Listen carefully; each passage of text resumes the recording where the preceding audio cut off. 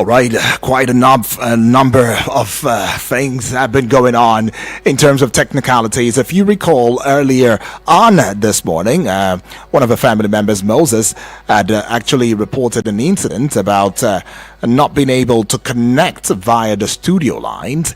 And yes, all hands had to be on deck to ensuring that we got it rightly this time so that you get to indeed have your voice heard loudly and clearly in the arena of Eagle's Outlook as we talk politics and current affairs. So apologies for that long time out there. But yes, that would not stop us from still getting into the conversation for today. My name is Tudwak Daniel, and this is where we talk politics and current affairs. Now, what are we looking at today? We're looking at, the issue that has bothered Nigeria as a country, and it is about the insecurity that's going on in the country. I mean, the spate of kidnapping, the spate of banditry has gone so high that now quite a number of Nigerians are beginning to say that it is endemic, and that is something that we don't want to ever get to, where we get to say, killings now is now an endemic thing.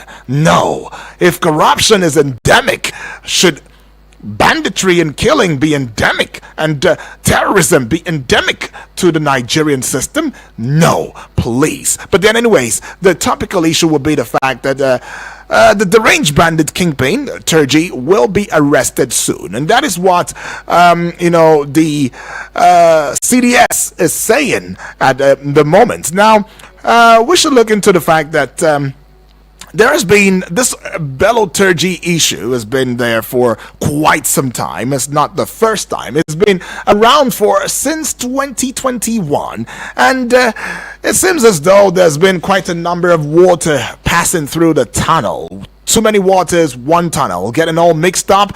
And yes, that mix-up has brought about the various controversies, the various incidents, the various hanky-panky that is going on in the wells of trying to solve the issue of insecurity in Nigeria, right? Well, I'll be having a guest, have the conversation with us, and he is in the person of Mr. Benedict Olaleko Agunloye. He will be having that discourse with us this morning, and yes, we will indeed get, even if it's just for a little bit of time, we will just get that conversation out there. It's going to be a very smart conversation, right? But let me also bring to the fact that, look, a number of things have been happening, right? Where sometime on December 27 of 2021, right, there were reports that Governor Aminu Masari of Katsina State has rejected a ceasefire request from notorious bandit kingpin Turji'll, right? And Masari stated that the time for a peace accord has expired and that Turji'll is not sincere in his request for dialogue. Now, it has brought quite some concerns about and questions that follow through. Is the government's refusal to engage in dialogue with bandits like Turji'll an effective strategy in addressing the growing insecurity in the region? And another would be, are bandits like Turji'll sincere in their request for dialogue, or are they, simply trying to buy time to regroup and continue their attacks, right? But that also notwithstanding, there was yet another, article that was published in 2021 as well, where the notorious bandit kingpin Turji'll has embraced peace initiative of the Zamfara state government, leading to relative peace in 3 local government areas. Now, the deputy governor of Zamfara state, Senator Hassan Nasiha, commended Turji'll for shunning banditry and launching an offensive against terrorist. If you also recall that Turji'll at some point was seen to be as a messiah, within the northern region, as he made a turnaround and said, okay, you know what, I've repented now, I want peace and all of that, and he started going against, going after, bandits, kidnappers, and all of that. But it didn't seem as though that lasted for too long, as we also saw, where a summary, a publishing that was made in November 2022, a report that a Nigerian community is contributing 20 million naira to notorious terrorist leader Turji'll as a peace deal fee. peace deal fee to spare their towns from attacks. Now, despite the Zamfara state government's announcement that Turji'll had accepted its peace initiative, the defense headquarters had listed him as one of the 19 most wanted terrorist kingpins, right? And indeed, quite a number of questions have also been raised, in that regard. But then, if you also look at, a very recent one, right? A very, very recent one that went down just very recently. I'm talking about the 7th of September of 2024. Reports that the Arewa Elders Progressive Group has called on President Bola Tinubu to drop peace talks with notorious bandits Bello Turji and his cohorts, citing the numerous lives lost to his gang's banditry in the northwest region, right? And it takes us back again to government approach to addressing, banditry. Is the government approach to addressing banditry effective, or are they sending mixed signals by engaging in peace talks with wanted bandit leaders? It's got some implication. Engaging in peace talks with bandit leaders may undermine government efforts to combat banditry and betray public trust. If you also think about it, there are some expectations that we have as Nigerians. Nigerians expect that the government should prioritize the security and safety of its citizens and avoid any actions that may compromise it, right? The place of accountability, where, of course, another standing question would be, will the government hold bandits accountable for their crimes, or will they be allowed to go scot-free? That's another angle to it. And also recently, in September, this month, 2024, there has been a report that at least 7,568 people were abducted in Nigeria between July of 2023 and June of 2024, with 1 billion naira paid as ransom during this period. What are those states affected? Zamfara, Kaduna, Katsina states. They are the most affected. Now, this is also not to say that there are no other northern states that have been affected, but I mean, these ones have been most affected. So the question on my mind that I'm also thinking is on your mind and on your lips right now, begging to be asked, will be, will the government's directive to not pay ransom to kidnappers be enforced? Or will Nigerians continue to pay to rescue their loved ones? I mean, it's now turning the order of the day. In fact, worst of it would be the fact that now ransoms are being paid and the kidnapped victim is still killed. So what phase are we moving from, and what phase are we going to? Are the government security measures effective in preventing kidnappings and addressing the security crisis in the country? Some of the vital question would be that Nigerians are asking would be, why are bandits, kidnappers, and their likes not prescribed as terrorists just yet? Or is it that the sponsors are indeed those at the echelon of power, saddled with the responsibility of prescribing them because it doesn't make any much more sense anymore? It's not making sense. It's not adding up. Quite a critical question. It has highlighted the frustration and skepticism many feel about the government's handling of the situation. Now, the fact that bandits and kidnappers have not been proscribed as terrorists despite their violent activities and impact on national security is raising concern, especially about the government's commitment to addressing the issue. Also, the suspicion that sponsors of these groups may probably be in positions of power and are therefore shielding them from being proscribed is a plausible one. Honestly, it's possible that political considerations, corruption, or any other factor may be at play, preventing the government from taking decisive action against these groups. What are our expectations? We're expecting that our government indeed will get a hold of the situation, take a bold and decisive action against terrorism in all its forms, including banditry and kidnapping. The continued failure to prescribe these groups as terrorists, in fact, it may erode the trust in government's ability to protect its citizens and ensure national security.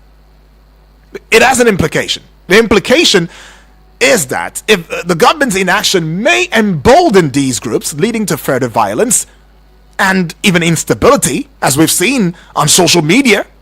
Now, this is not something somebody would tell me, oh, it has to be based on facts. The facts are out there everywhere. But the thought would be, are these facts even being seen by the respective authorities, leaders? Just recently, we saw a report that announced that 125,517 terrorists and their families have surrendered, as well as relocation of other 60,000 internally displaced persons, IDPs, in Borno State. The military is also claiming success in various operations across the country. Including the reduction of oil theft and the containment of IPOB's ability to enforce sit-at-home orders. Just recently as well, the service chiefs in Nigeria have announced that they are winning the battle against bandits and oil thieves. In fact, they cited recent successes. But just so that we don't keep, you out of shape with the discourse, Mr. Benedict Olalekun Agunloye, who is an information professional, a policy and public affairs analyst, is already standing on ground to bring his voice into the discourse. Welcome aboard, Mr. Benedict Olalekun Agunloye. Good morning. Good morning to you, Mr. Benedict.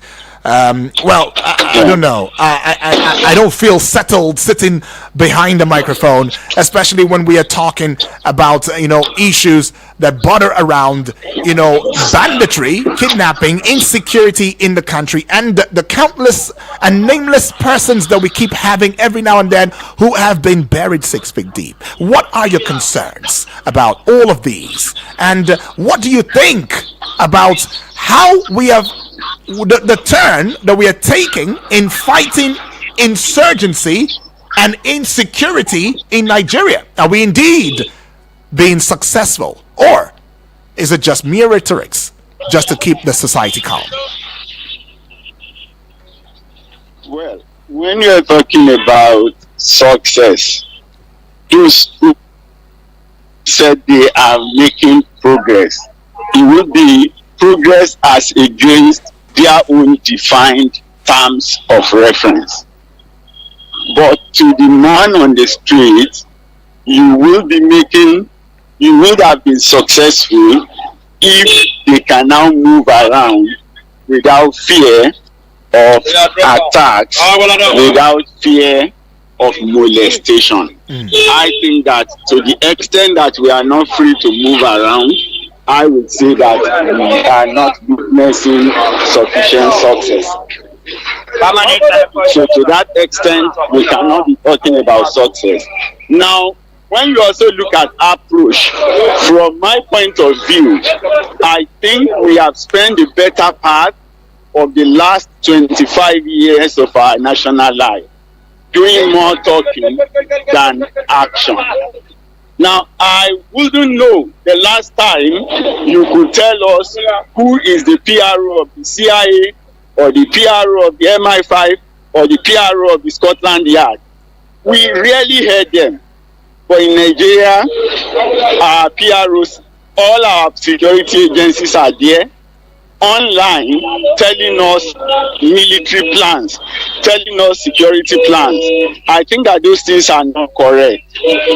Because when you say, oh, we are moving into Zamfara, you are announcing it 1 or 2 weeks before you go there. Even if you announce it 24 hours before going there, you are sure that this guy is also having 4 months and they would have moved. So I would rather prefer to see a situation where you are coming back to tell us the outcomes of your action, if at all you must talk, not to tell us what you are planning to do. I don't think that is transparency.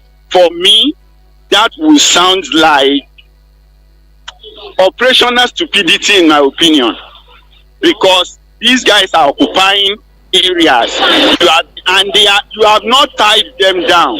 They have the capacity to move, they have the freedom to move, and then you tell them you are coming, they will not wait. Now, what we have seen also from them over time has been when the military close in on them, then they are busy shouting and calling for negotiation. Now, I don't think that they are in any position to call for negotiation. If they think they have anything to do, it should be an unconditional surrender. Both themselves, their troops, and of course their ammunition. At that point, we will say that they are serious. Now, Bello Turji in particular, I think has been insincere. He's negotiated with Zamfara and boycotted that. He's negotiated with Katsina and backed down. So for me, if he has interfaced with governors, in the first place, what credibility, what puts him on that pedestal to be talking to governors, to be talking to commissioner of police? So to a large extent, I think that our security operations and intelligence gathering failed us to the extent that some ragtag criminals can be holding the state to ransom. So, are we making progress? Can we make progress? The answer is yes. But are we making the required progress? I doubt it. To a large extent, I think our strategies are still not good enough. Now, they have announced they are going there. I'm sure if you monitor the news yesterday, Niger is reporting that they saw some terrorists coming out of Nigeria. I think about 246 or how many, what number did they put to that? That tells you clearly that with the announcement by the military that we are coming to Sokoto, some of those guys will likely be part of those who are there causing the trouble. And because they knew the military are coming, they are easing out into Niger, right? So that when the military leave, they can always come back, because whatever solution we are providing is temporary. It's not like you have a permanent situation to address it. So for me, we've got some forests that are large. Should we continue to leave the forest as ungoverned territories? The answer is no. Now, when you check the contiguous state of Zamfara, Katsina, and Kaduna, in most parts, right, you realize that the three states have no physical feature for boundaries. No mountain, no river, no valley. It's just a plain land. We are coming all the way from, I think, Talata Mafara towards Funtua. You will really not know when you have crossed from Zamfara into Katsina State. That's the reality. No clear-cut boundary. It's a plain road, no clear-cut boundary. Right?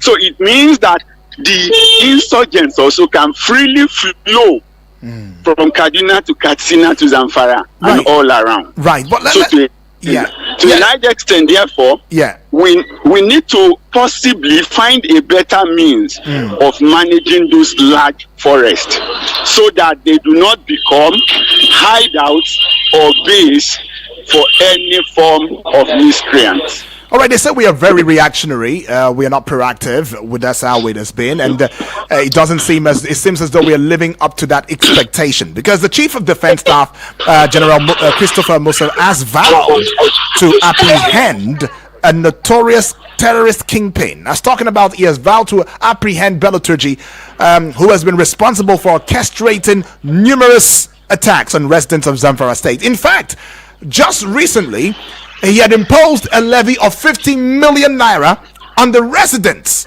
for their protection against attacks. Now, he reduced that levy to 30 million naira. It's seeming to be that Bello Turji is becoming the governor, and the judge, of the northern states, especially Zamfara State, Katsina State, Kaduna State, especially, which are very worst affected. Right now, General Musa, in his submission, described Turji as a deranged individual.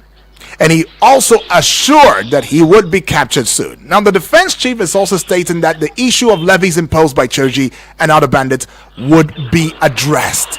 But many Nigerians are concerned about the growing insecurity, the impact of banditry on their lives. I mean, banditry has always been an issue. It's been a recurring issue in Nigeria, particularly in the Northwest region.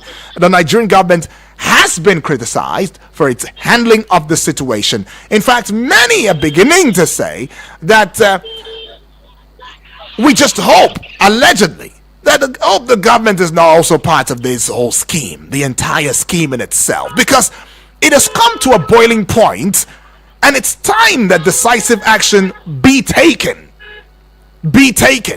because we cannot continue to afford the loss of lives of Nigerians to banditry.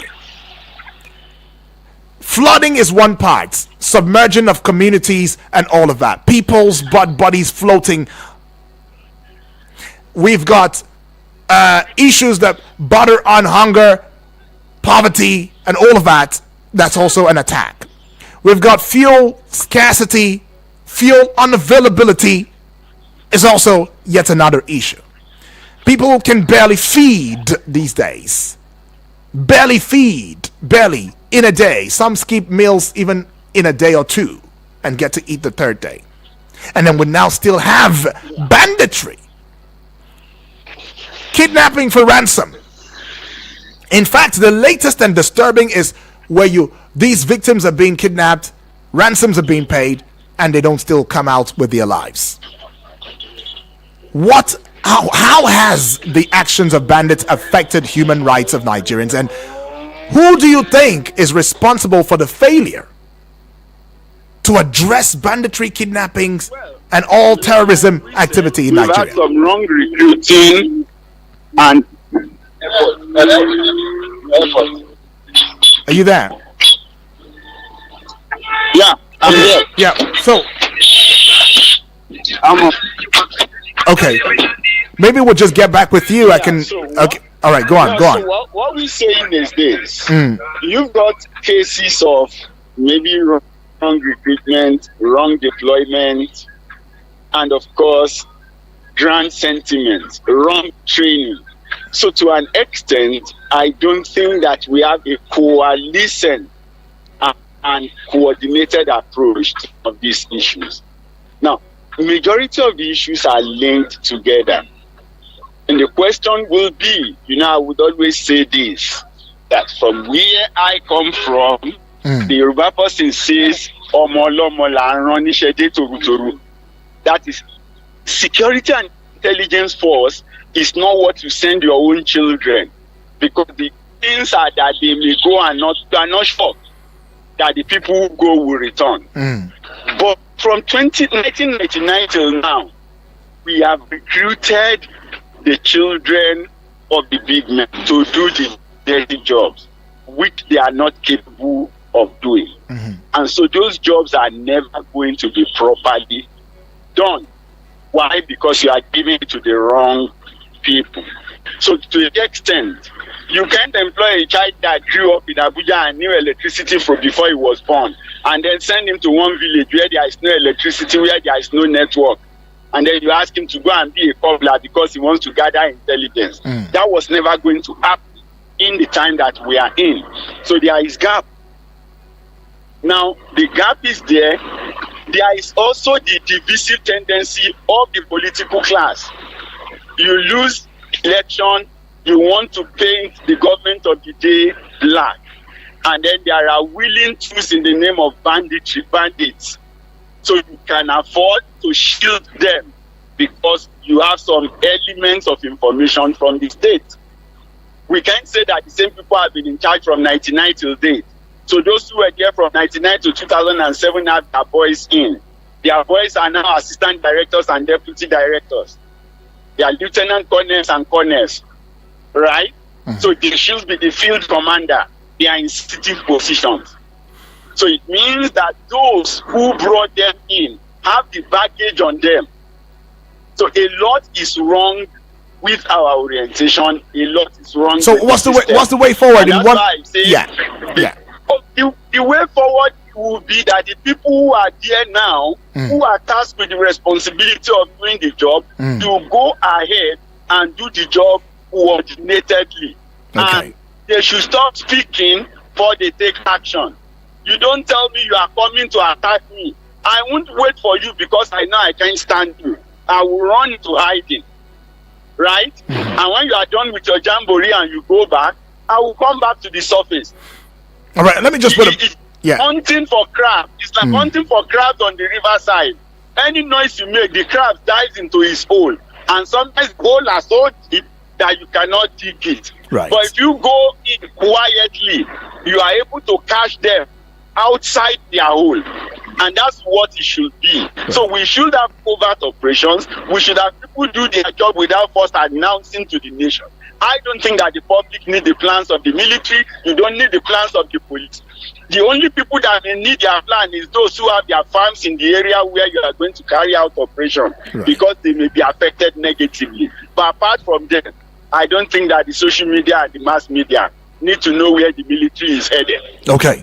Well, I want to say a big thank you to you, Mr. Benedict Olaleko Agunloye, for stepping up and still having this discourse. I mean, this will not be the end of it. Apologies that the time has been very shortened due to the technical issues. But I've got a question, a family member who's connecting right now and saying, good morning, Sir UD, good morning. It says, I want to ask, is Bello Turji operating from another planet that our military don't know where to get him? Besides, how is Bello collecting all the ransom level monies without any trace from the EFCC? Our security agencies are not serious, Jerry.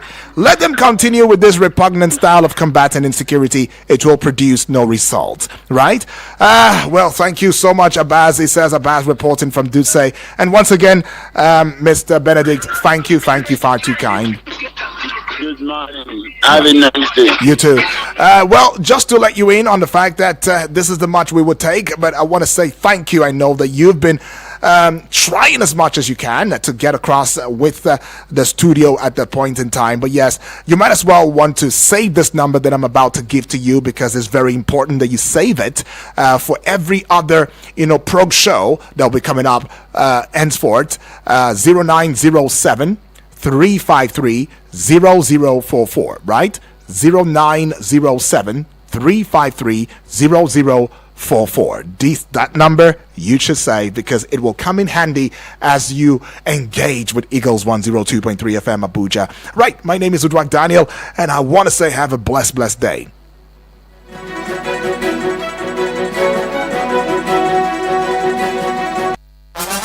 Your number one